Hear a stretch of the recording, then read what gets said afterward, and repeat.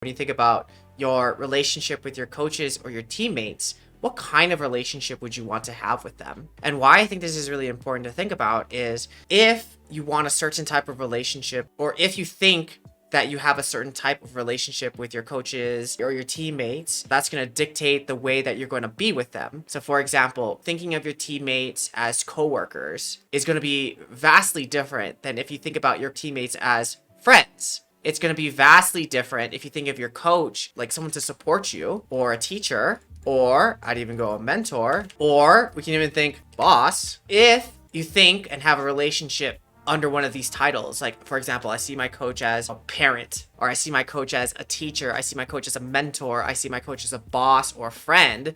This is going to affect the way that you talk with them. This is going to affect the way that you interact with them. This is going to affect the way that you see the power dynamics between you two. This might even affect the comfortability. This might affect the way that you talk to them, what you talk to them about. And so it's important to understand, or even get the feeling of, what would you like in this type of relationship? Or how would you want this type of relationship to be?